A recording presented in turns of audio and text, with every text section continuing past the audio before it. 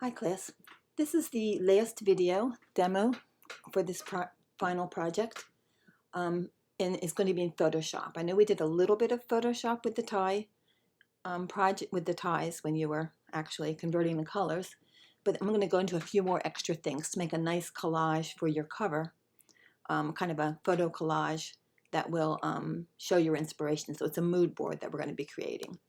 So the first thing to do, of course, is open Photoshop, which I just did. We need to have I'm going to close this history so it's not in the way. We need to have a new document, so just like an Illustrator new. Now in Photoshop, remember, it's important to make sure the resolution is 300 pixels per inch, because this is a document that we would normally print if we were in the on campus in the lab. So I'm going to call this tie mood board. Once again, you only name it something that you know what, so you can find it again. Right now it says 5.5 by 11. I want it to be 8.5 by 11. I could change this to 8.5, or if I go in here and look for US paper, that'll give me 8.5 by 11, and it'll also give me a resolution of 300 pixels per inch, because paper means you're going to print it, and to get a good quality image when you print, you need 300 pixels per inch. So I say, okay, there's my new document. Now it looks like an Illustrator document, but actually in Photoshop, since it's a bitmap program, there actually really is a white background. If you look at the background there and it's white, it really is solid white, it's not transparent. So the first thing I'd like to do is, I had an idea in my mind. I saved a lot of inspiration pictures. I had done a search in Google. I have an idea of how I'm going to use them. So the first thing I want to do is give myself a blue background. I don't want a white background. I would like to use blue like my in my color swatches. It's important that a mood board represents your color palette, because that's one of the most important parts about your inspiration is the colors. So I'm going to actually go into Illustrator, and I'm going to, I'm going to open my swatches, because I can copy and paste them into Photoshop, so I can have the same swatches there, so that I, let me see, are they here? Swatches AI. So I'm going to open that, and I will select my swatches. Control C for copy. Bring this down here, come back into my Photoshop document. Control V for paste. Now, once again, paste as, we don't want a smart object, we want pixels. So I'll say OK. And it comes in on a new layer, which is exactly what I want. You'll see it has the bounding box and the handle, so I have to hit return or enter to really put it there. I'm going to move it a little bit out of the way. All right, so I'd like this background to have that light color blue. I think it's a nice sort of a sky or an ocean blue. So I'll use my eyedropper tool to click on it. That will put it into my foreground. With it in my foreground, the paint bucket tool, you did this in the other part of the project, will, oh, some in the envelope layer, never mind, cancel. I don't want to be in that layer, I want to be in my background layer. So I'll click, and it'll fill my background layer with that color blue. Now I could have, if I wanted to, fill it with not that dark of a blue. In fact, maybe I don't want that dark of a blue, because the background, I want it to be real bright. So I could come up here. Every time you're in a tool, you're going to have some options or some attributes you can change up here. So you see it says opacity 100%. Let me just fill it with, let's say, 60% of that blue instead of 100. Now I have a little bit of a lighter blue. I think I like that better. All right. So next I found a nice little wave kind of pattern, a very geometric thing that I would like to put in here. I found it in Illustrator. It's a vector file, so I had already had it open. So let me go to it. So that's it. I can make a nice background for this. The only thing is, it is not my, my colors. Now I could bring it into Photoshop and change it, or I can change it here in Illustrator. So I think I'm going to paste my swatches into here. Let me see. I think I'd like to have it be the medium blue. So I will select it. It only selected the one. I will do a select all. Yep, got them all. And it looks like, oh, no wait. Let's select all of the same thing. So all, select all, same appearance. And then we'll get just the swirls. So it looks like they are filled in with that color. So I'm going to use my eyedropper tool to fill them in with this color. And there we go. So now while they're still selected, I'll copy them. I can get rid of this now, come back into my Photoshop document, and I'm going to paste them in here. As pixels, that's what I want. Okay. And enter. So they don't quite fill the page, so I think what I'm going to have to do is bring them down here. They're on this layer, so I'm going to duplicate that layer, just like you did when you were doing your colorways. I'll say OK, and then I can, and now if I hold the Shift key, it'll make it move without going out, getting out of place. It will stay in the same, it'll just move straight up. It won't, there we go. So now my page is filled. It wouldn't let me go from side to side if I hold the Shift key. So I think what I'd like to do is have these waves fade from dark to light. So in order to do that, I'm going to first merge these two layers because I have part of the waves on one layer and part on another, and I want to work on them at the same time. So that layer is selected. My other wave layer is here. I'll hold the Shift key. So see, now they're both selected. I'll go up to my layer options, and I can merge those two layers. So now they're all in the same layer. I'm going to name this waves because once you get a lot of layers in Photoshop, it's hard to remember where you are and what's going on. I'll name this one swatches. Okay. So the wave layer, what I'd like to do is kind of have it go from fading out to nothing. Keep the waves down here at the bottom and not have them be so strong at top. There's several different ways I can do that. I think the way that's simplest, since you guys are new at Photoshop, I'm just going to show you how to do it with the eraser. So here's the eraser tool. If you see over here, it's very, very tiny. I'm going to make it bigger. Up here in this menu, it's only 9 pixels. I can make it as big as I want. Let me see. That's not, maybe even bigger. Oh, that's enormous. Well, that might be maybe close to that big. So I'm going to do a little, okay, so you see the hardness would give it a hard edge. I have it all the way down to not hard, 0% hardness, so it'll have a nice soft fuzzy edge. Okay, so that's what that's what I'm going to do there. So now I'm going to also make the eraser not be at 100% opacity. Can I get up here? All right, I'm going to have to make this smaller so I can. Oh, well, anyway, this is what it started doing. It started erasing. So I'm going to come up here, hold the Shift key, and erase from left to right. I don't want it quite that. I'm going to go into my layers, my history menu, and go back to where I didn't have any eraser on it because I didn't like what I was doing there. All right, so now I'm going to go to the opacity of my eraser and bring the opacity back. So I'm not going to erase 100%. I don't want to get rid of all of it. I just want to get rid of some of it. So let me bring it back to about 40. Get the history menu out of the way. I'm going to come up here. I'm going to click and shift. So I go a straight line. Whoops, I'm in the wrong layer. I'm in my swatches layer. Always remember to be in the right layer. Now I'm in the waves layer. Shift, click, drag across here. See how it gets lighter up there? I'm going to do it again, maybe here. Shift, click, drag across, and maybe one more time at the top so it gets even lighter up there.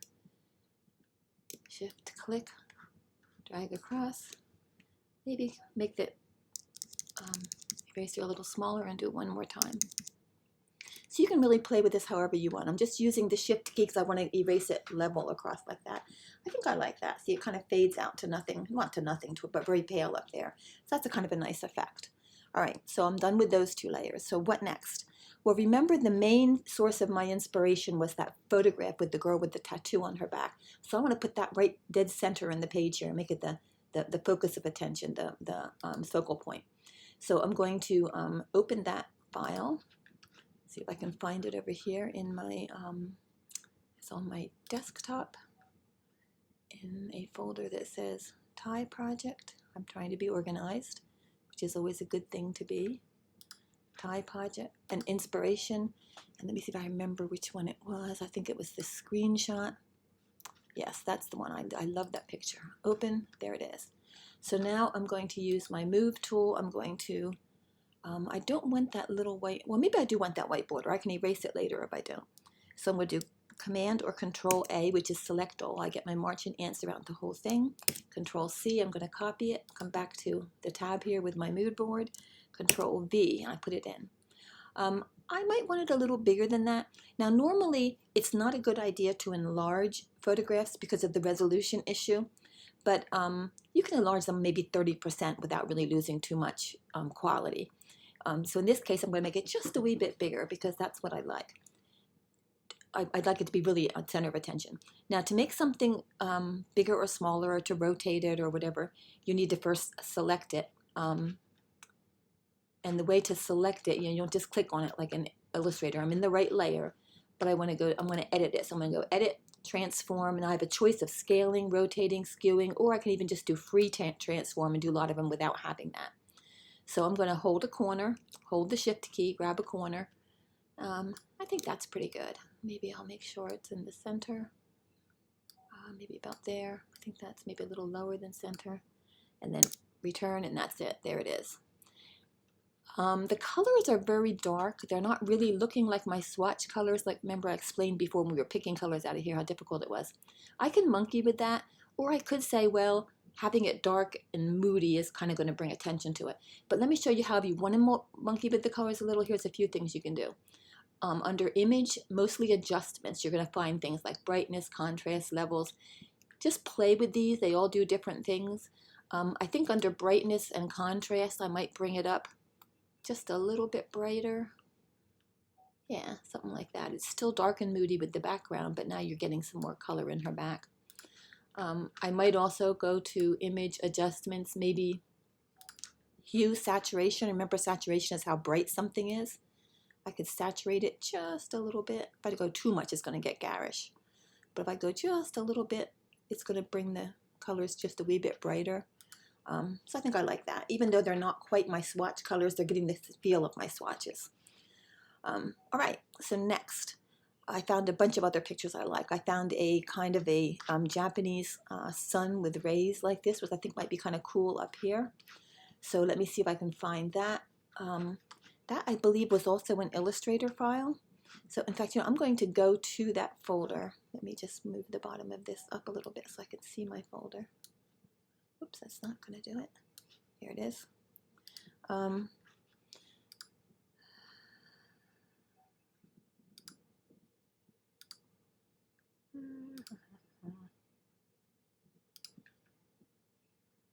it might be in one of these.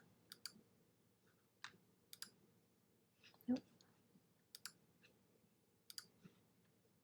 Be good if I would have remembered the names of these, but I don't, so.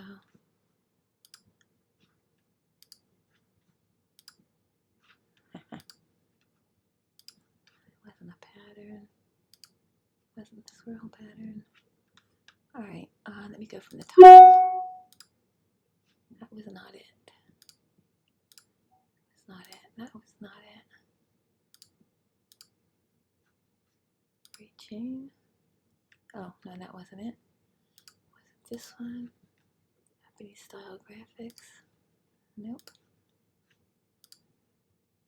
Nope. Wasn't the fish vector. It wasn't. Oh, maybe it was this.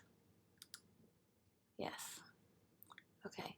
So the EPS or the SVG, they're probably both vector files, but if you double click it, it won't know to use Illustrator, so I'm holding the Control key down and I click and hold on it, Open With. And it's looking to see what it's deciding it wants to give me. It doesn't really know. I'm going to, for speed, I'm going to try this one. Maybe my computer knows better yeah, this one it knows is going to give it to me in Illustrator as a choice. Okay, because the computer's not always that smart about everything. Okay, so,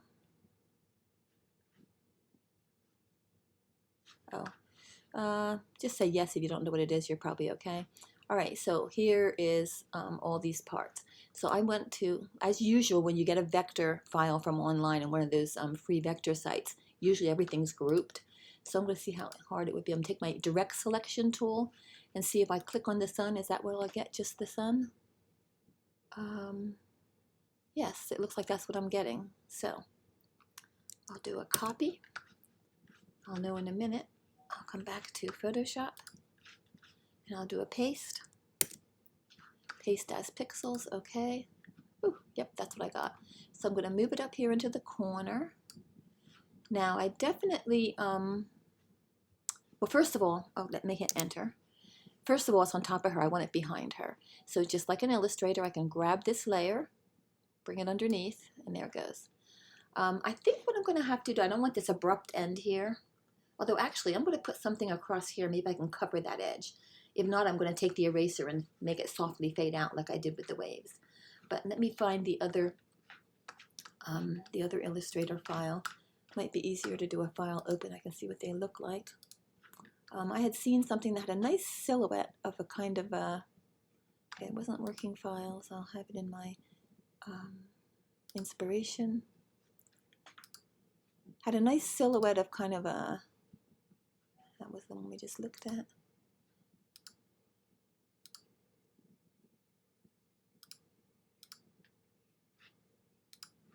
I think that's it. Yeah.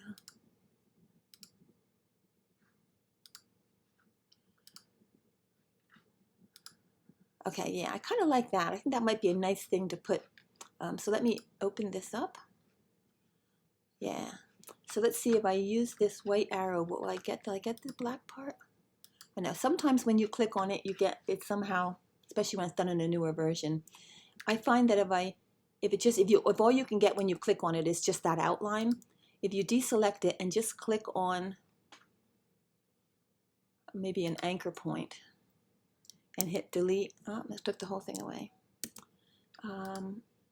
Maybe what I have to do is go to object. It's not a compound bath. It's can't expand, clipping mask make. Nope, none of that helps. Maybe just go on the edge here.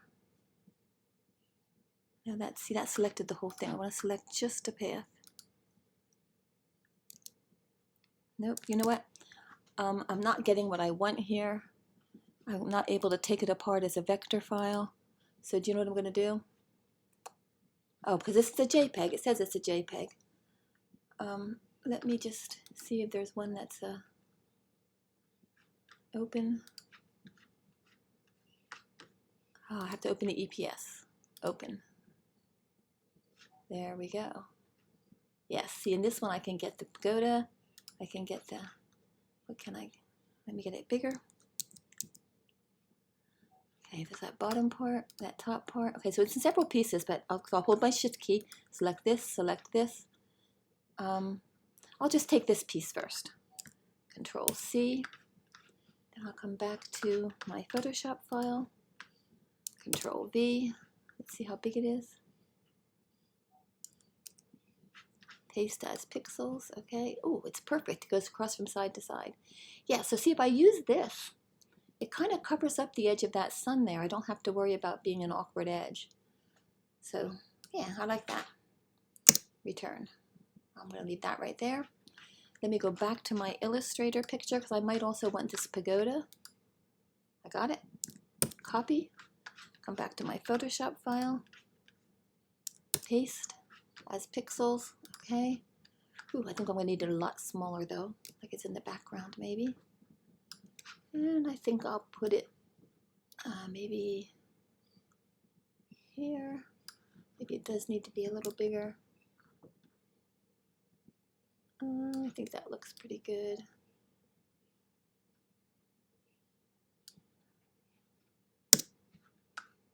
Yeah, I like that.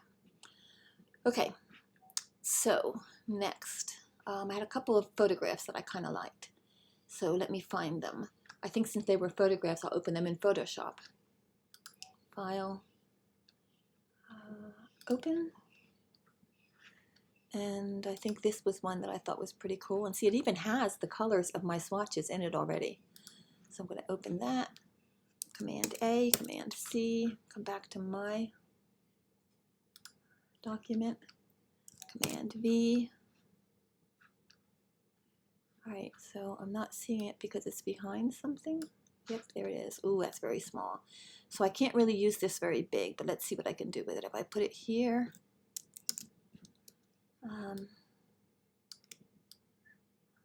we'll see if that'll work. Yeah, I think that's okay. It's sort of old and decrepit looking anyway. Maybe I'll bring it down to the bottom of the page here. And I think I'd like to silhouette this, meaning getting rid of the background, so he's just kind of a little bigger too. I probably shouldn't really enlarge it this much because the quality is kind of breaking up, but just for this purpose to show you what I'm doing, I'll do this. Okay, so I want to get rid of the background. So how can I do that? I can try the magic wand tool and see what happens. Oops, I didn't. I have to take off contiguous because I want to just do the touching pixels. Command D, deselect. It comes into the body. So that's not going to work very well. Sometimes you just have to try different things. So I think I'm just going to use the eraser. The eraser is not a bad tool to use. But now I want to come back and I want to erase 100%. I need to make it much smaller. The bracket keys on the keyboard next to the letter P, the bracket that the opened end faces to the right makes it smaller. The one that faces to the left makes it larger. So I think what I need to do is also make a hard edge. I don't want it to be that fuzzy, or I'm going to sort of fuzz into this piece. So let me give it a hard edge. See the difference there? So I start out with a larger eraser so I can move fairly quickly. But as I get close to the figure, I'm going to have to go to a smaller eraser. Ever more smaller until I...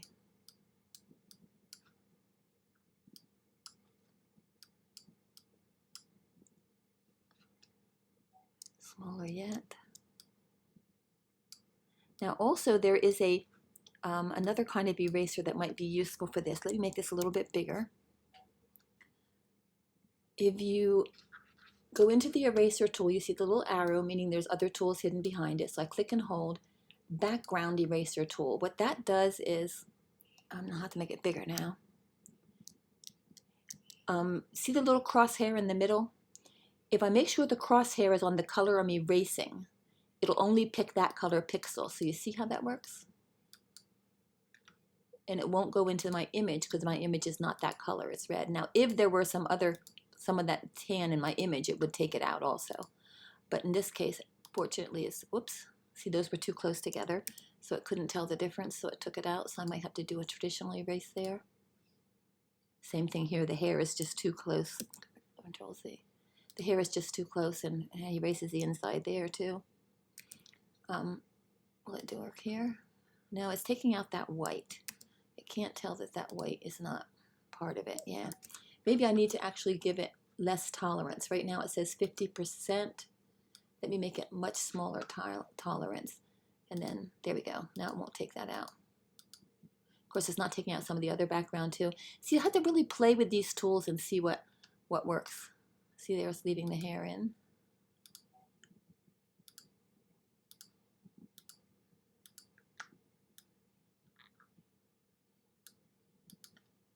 It took in there a little bit, but I don't really care about that.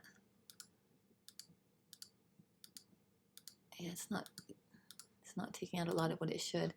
So it's a little bit messy, but it's a lot quicker than doing it. I can go in and clean it up a little bit by hand with the regular eraser tool if I'm so inclined. Or since it's an old painting, maybe I like it looking sort of grungy and old like this, so maybe I'll just sort of leave those edges there. Yeah, it's all design and artistic decisions. It's up to you what you think looks good or not. I think it looks a little bit too messy, so I think I'm going to go in and clean it up just a little bit. So I'll go back to the regular eraser tool and make it a little bit smaller. And just some of this stuff out here that's really messy, I'm just going to take away. Maybe in here. Okay. Oops. Control 0 brings the whole thing. Yeah, I like him kind of floating in across the bottom there. All right, so what else? Maybe if I had... Well, you know, you don't have to get carried away. It can be more simple. I think I'd like to take her and move her down in here a little bit more. I know I said I wanted her in the center, but I don't like how she's interacting with some of this other stuff.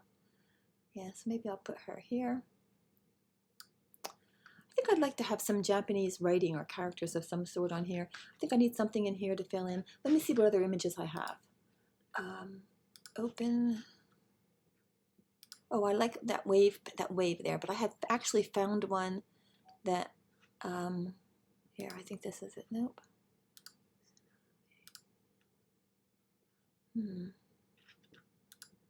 Yeah, I like that one because it has all my colors in it, once again, just like the other thing. And it's kind of cool with the cartoon characters. So let me open that one. Command A, Command C, and I'll come back to Command V. Where will I put this? I think it could use to be up in here. Kind of give us a little, I'll have it coming in from the edge like that, but I want it behind that pagoda structure. So I'm going to grab it here and bring it behind that. Yes, and make it a little bigger maybe. Now this one, maybe, enter. Maybe I'd like to have a little bit of a softer edge. Maybe I don't need that harsh edge.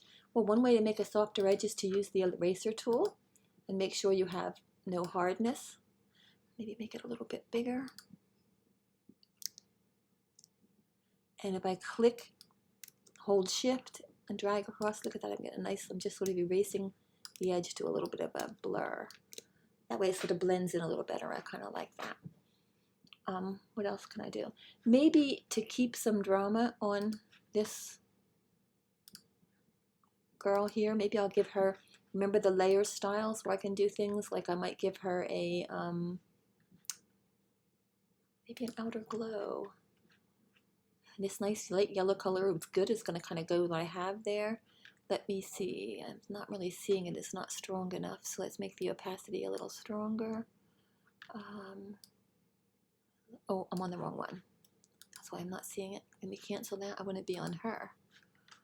Now we'll go layer, layer style, outer glow, a little bit more spread. Oh yeah, I kind of like that. She's sort of shimmering. Yeah, okay. So I'll say okay. Let me see what else I have to put in here. Now I'm almost feeling like this pagoda and stuff has to come down a little lower. I don't want to quite cover that so much. So here's the pagoda. Here is the grass that's under it. Oh, whoops, I don't want the middle one. The command key, it might be alternate, no, command. Anyway, that, so now I've selected those two. And I'll use my arrow key. And I'll slide this down a little. Yeah, I think I like that better. I like that gives me a little more balance. And now, you know what? I also feel like now seeing it together here, I might make this a little smaller too. So Command T, which is Edit Transform. I think I might still bring this down just a little. I want it to overlap some, but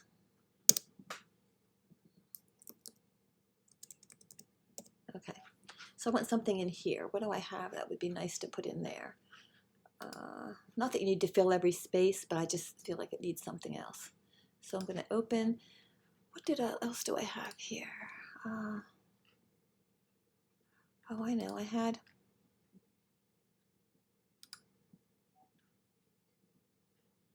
some kind of cherry branches.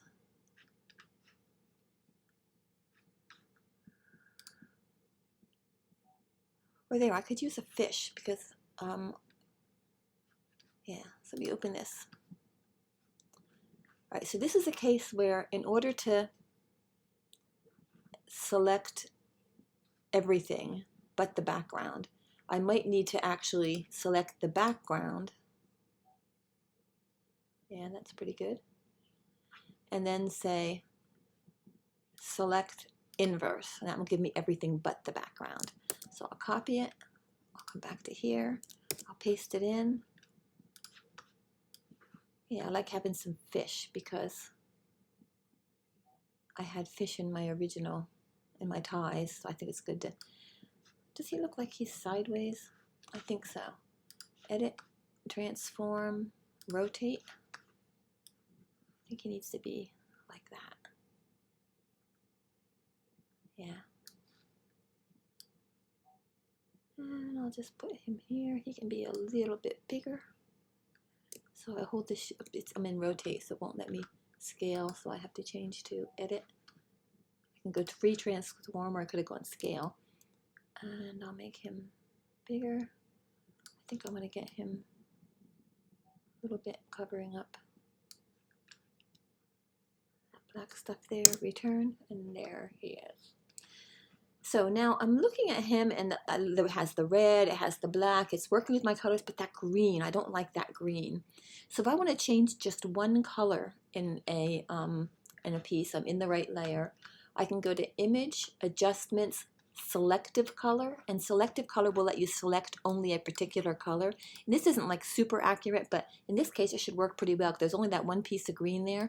So if I select my greens, I can change them. So let me see, what do I want to do? I want to probably I want to get it more towards one of my blues. So I'll take yellow out of it, because I take yellow out of green. Didn't really do anything, did it?